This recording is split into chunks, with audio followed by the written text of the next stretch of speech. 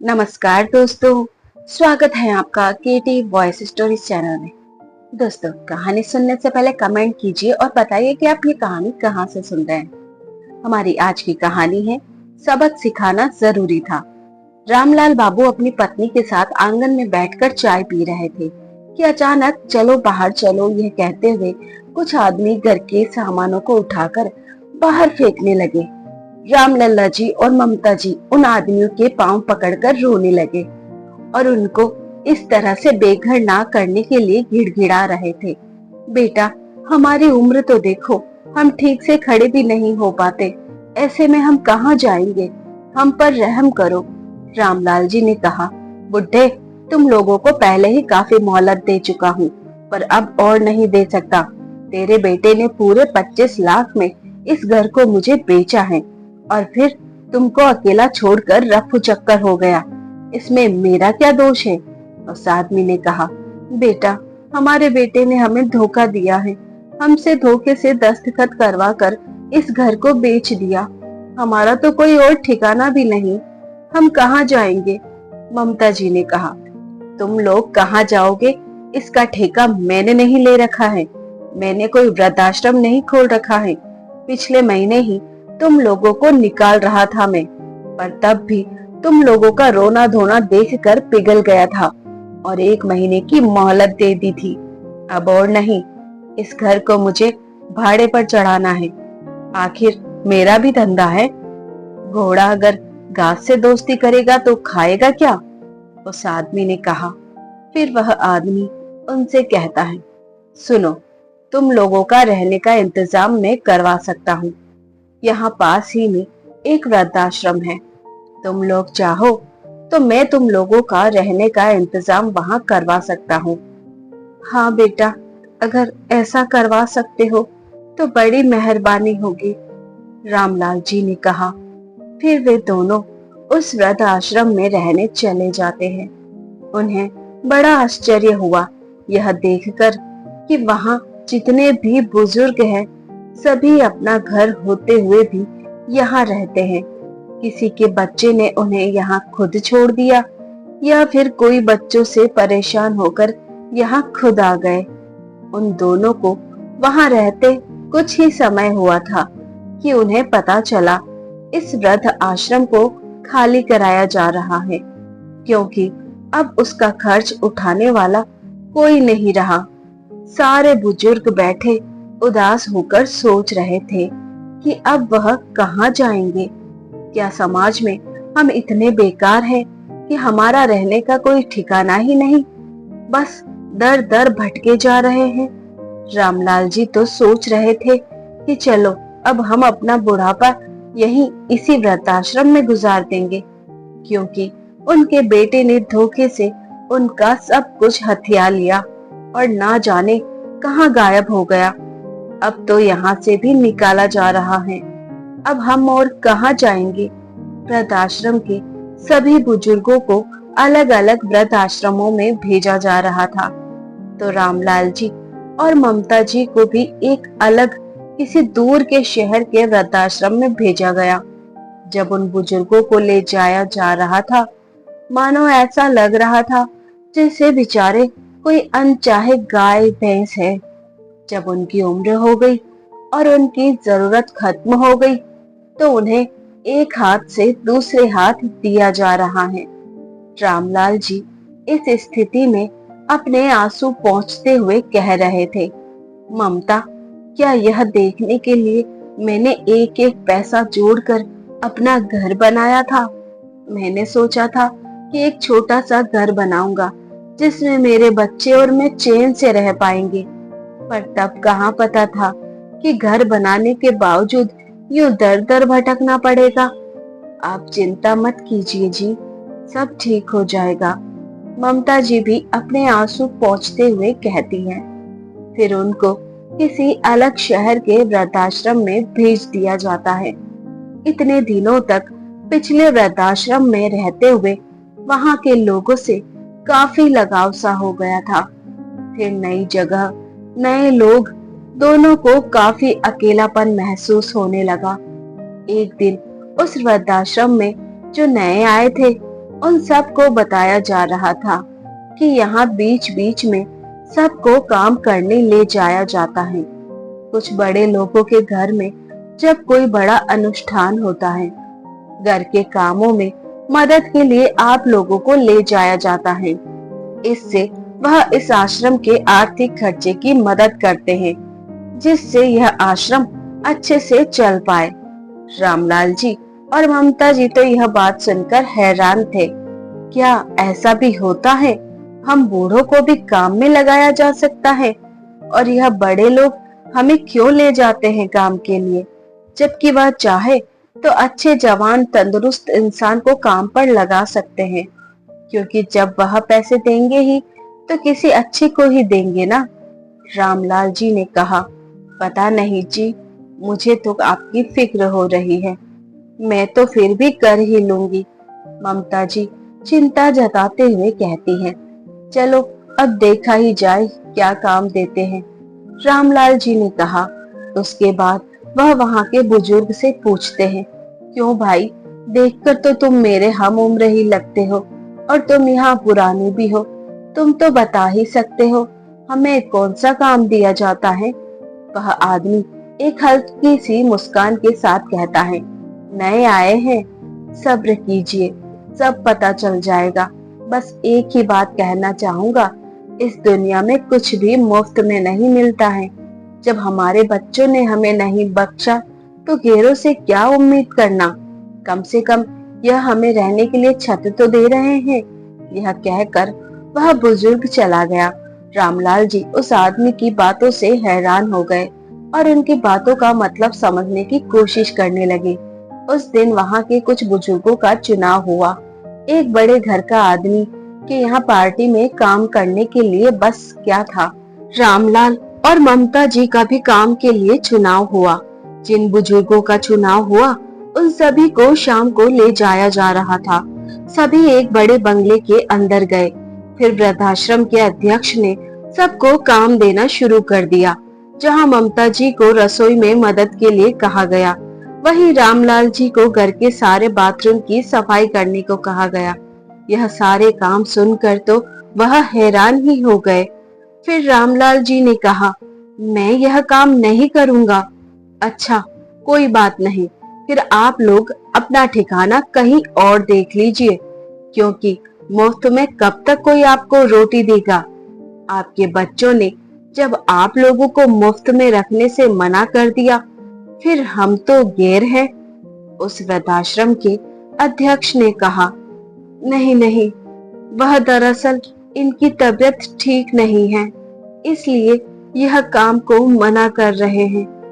आप इन्हें कोई आसान सा काम दे दीजिए। ममता जी ने कहा, ठीक है, फिर आप घर के लोगों को चाय पानी दे देना। उस अध्यक्ष ने कहा और वहां से चला गया। ममता, यह तुम क्या कह रही हो? हम यह सब करेंगे? रामलाल जी ने कहा, तो फिर क्या हम सड़क पर रहेंगे? हमारे पास और कोई रास्ता बचा है क्या? वह तो इनका भला हो, कम से कम हमें रख तो रहे हैं। ममता जी ने कहा, रख क्या रहे हैं ममता? मुझे अभी अभी पता चला, इनको अच्छे खासे पैसे मिलते हैं हमें काम पर लगवाने के लिए, और यह हमारे लिए तो कुछ ज्यादा खर्च करना होता नहीं है, बस सूखी दाल रोटी ही खिलानी होती है। वह बात अलग है, कम से कम यह हमें छत तो दे रहे हैं रहने के लिए। रामलाल जी ने कहा। फिर दोनों अपने अपने कामों में लग जाते हैं। रामलाल जी जब सबको चाय दे रहे थे, एक आदमी को उन्होंने पीछे से कहा, साहब चाय। वह आदमी जब चाय लेने पीछे मुड़ा, दोनों ही हैरान हो गए, क्योंकि वह आदमी रामलाल जी का बेटा सोनू था, जिसकी वजह से आज उसकी ऐसी हालत थी। चाय देकर रामलाल जी जाने लगे तो सोनू ने उसे बुलाकर कहा, जरा सुनो। रामलाल जी ने कहा, हाँ कहिए, यह चाय तुमने बनाई है? छी, यह कोई चाय है? इसे तुम ही पियो। यह कहकर सोनू ने उस गरम चाय को रामलाल जी के मुंह पर फेंक दिया। रामलाल जी गरम चाय होने की वजह से तिलमिला जाते हैं और रोते रोते कहते हैं, मैंने यह चाय नहीं बनाई, मैं तो बस दे रहा था। ठीक है, जाओ यहाँ से, सोनू ने कहा। रामलाल जी जाकर एक कोने में बैठकर आंसू को छुपाने की कोशिश करने लगते हैं। तभी वहां ममता जी आ जाती हैं और वह रामलाल जी से उनकी परेशानी का कारण पूछती हैं। रामलाल जी उन्हें सब कुछ बता देते हैं। इस पर ममता जी को काफी गुस्सा आ जाता है। वह तुरंत उठकर वहां से सोनू के पास जाने लगती हैं। तो रामलाल जी उन्हें रोककर पूछते हैं, तुम कहाँ जा रही हो? उस नालायक को चाटा मारने। इतना सब करने के बाद भी उसे चैन नहीं मिला, अपने पिता पर चाय फेंकता है। ममता जी ने कहा, उसके आज की हरकत के बाद तुम्हें भी अंदाजा हो गया होगा कि वह कितना नीचे गिर चुका है। तुम्हें क्या लगता है, क्या उस पर तुम्हारे चाटा मारने का कुछ फर्क पड़ेगा? नहीं, उल्टा वह और हमारे लिए मुसीबत खड़ी कर देगा। रामलाल जी ने कहा, तो क्या उसे ऐसे ही छोड़ देंगे? कब से उसे ढूंढ रहे थे ताकि उसने ऐसा क्यों किया यह जान सके, और अब जब वह हमारे सामने है उसे ऐसे ही जाने दे? ममता जी ने कहा, नहीं, मैं ऐसा नहीं कह रहा। मैं तो कह रहा हूँ इसे इसकी भाषा में ही जवाब देने की जरूरत है। रामलाल जी ने कहा, मतलब क्या करने वाले हैं आप? ममता जी ने पूछा। ममता, आजकल के बच्चों को लगता है वह कुछ भी करेंगे और माता पिता उसे सहते रहेंगे, पर वह गलत है। अगर वह पैसों के लिए इतना नीचे गिर सकता है तो मैं भी उसका बाप हूँ। सोनू खड़ा था। ए बुड्ढे, जरा इधर आना, सिर्फ चाय ही देगा? जा कुछ खाने को लेकर आ, सोनू ने कहा। रामलाल जी जाते हैं और उसके लिए मिठाई लेकर आते हैं। मिठाई खाकर सोनू अपना हाथ रामलाल जी के कमीज में पोंछ देता है और कहता है, जरा मेरा जूता साफ कर दो, बड़े गंदे हो गए हैं। रामलाल जी उसकी ओर आंखें बड़ी करके घूरने लगते हैं कि तभी सोनू फुसफुसाकर उसे कहता है कि ज्यादा गुस्सा दिखाने की जरूरत नहीं है, नहीं तो पहले सिर्फ घर से बेघर किया था, अब इस काम से भी निकलवा कर भूखे मरने की नौबत में ला दूंगा। पता है, आज मेरी शादी है। यह जो आप तामझाम देख रहे हो ना, वह मेरे लिए ही है। इस घर की बेटी से शादी करने जा रहा हूँ मैं। जैसा कहता हूँ वैसा करो। आखिर हमारी कौन सी गलती की सजा है जो तू पैदा हो गया? रामलाल जी ने कहा, अभी आपको याद है गलती? जब मैं जुए में पैसे हार गया था, गुंडे मेरे पीछे पड़े थे, तब आपसे मैंने पैसे मांगे थे। आपने क्या कहा था? उल्टा पुलिस से मुझे पकड़वाने की धमकी देने लगे, इसलिए उसका बदला लिया है मैंने। सोनू ने कहा, बेटा, अपने माता पिता को सड़क पर मरता छोड़ अपनी नई जिंदगी बसाने चला है। अरे, तू तो किसी का पति बनने के लायक ही नहीं है। तू पहले भी जुआरी था, तू आज भी जुआरी है। मैं पूरे यकीन के साथ कह सकता हूँ, तू यह शादी भी पैसों के लिए ही कर रहा है, क्योंकि जितना मैं तुझे जानता हूँ, जिम्मेदारी तो तुझ में है ही नहीं। रामलाल जी ने कहा, मेरे लिए पैसा ही मेरी जिम्मेदारी है। अब मेरी शादी जहाँ हो रही है ना, उसके बारे में जानकर तो होश ही उड़ जाएंगे आपके। उस घर को बेचने के बाद सारा पैसा फिर जुए में हार गया था मैं, पर फिर मेरी लॉटरी राखी के रूप में लगी। पता है, इसे भी आप लोगों की वजह से मैंने पाया है। एक बार जान बचाई थी इसकी, फिर अपने अनाथ और अकेले होने का दुखड़ा सुनाया। फिर क्या था, आज के दिन की खुशी आप देख ही सकते हो। सोनू ने कहा, तुझे क्या लगता है दुनिया में एक तू ही चालाक है? हमें जो तू एक बार बेवकूफ बनाकर अपने सुधरने का वादा कर धोखे से घर के कागजात पर साइन करवाए थे, आज भी तू धोखे से एक लड़की को अपने जाल में फंसाने की सोच रहा है और फिर सोचता है कि बच जाएगा। इससे पहले रामलाल बाबू अपनी बातें खत्म कर पाते, सोनू बोल पड़ता है।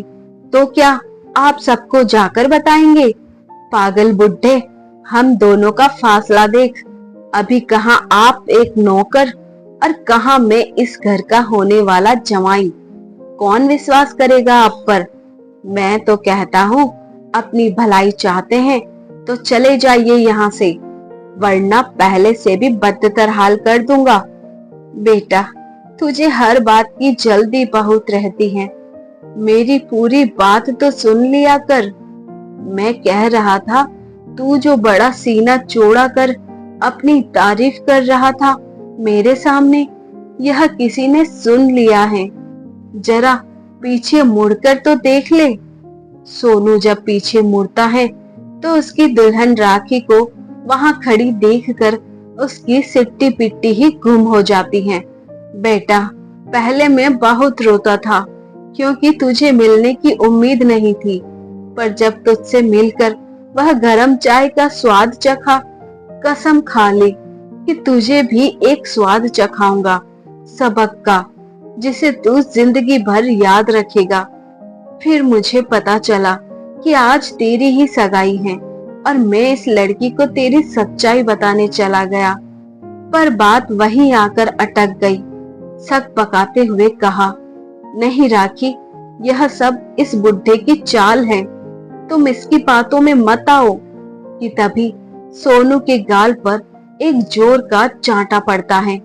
तुम्हारी हिम्मत कैसे हुई मेरे साथ इतना बड़ा धोखा करने की?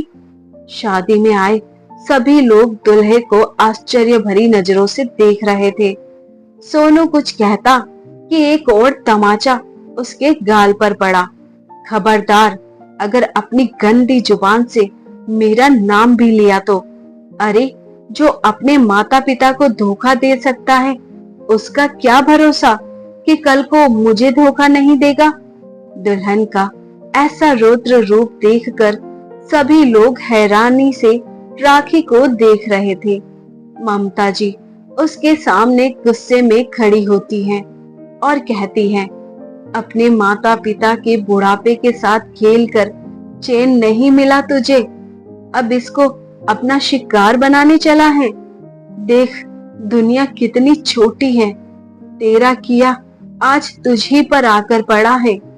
तूने हमें बेघर किया, हमें एक वृद्धाश्रम पहुंचा दिया, वहां से दूसरे वृद्धाश्रम और वहां के काम से यहाँ।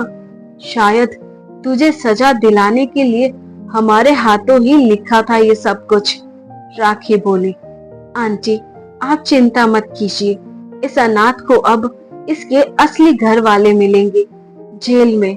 सोनू गिड़गिड़ाता हुआ अपने माता पिता से माफी मांगने लगता है, लेकिन उसके मम्मी पापा उसे आज माफ नहीं करते। फिर पुलिस आकर फ्रॉड के इल्जाम में सोनू को पकड़कर ले जाती है।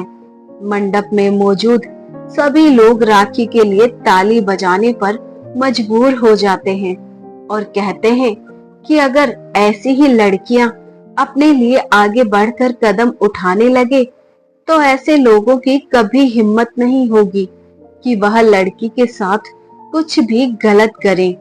राखी को खुश रहने का आशीर्वाद देकर सभी लोग मंडप से लौट जाते हैं। उसके बाद रामलाल और ममता जी भी वहां से जाने लगते हैं कि तभी राखी उन्हें रोक कर कहती है, आज आप लोगों की वजह से मेरी जिंदगी बर्बाद होने से बच गई, इसलिए आप लोगों के लिए मेरे पास कुछ है। आपका वह घर जिसको आपसे धोखे से ले लिया गया था। आज के जमाने में जहां लोग सिर्फ अपने बारे में सोचते हैं, वहां आप लोग असहाय होकर भी मेरे बारे में सोचा, यह जानते हुए भी कि अगर आप सच साबित ना कर पाए तो सड़क पर आ सकते हैं। आपने यह जोखिम उठाया, इसलिए इतना इनाम तो बनता है। अपने घर को फिर से वापस पाकर रामलाल जी और ममता जी के खुशी के आंसू बह रहे थे, जो शब्दों में बयां कर पाना बहुत मुश्किल था।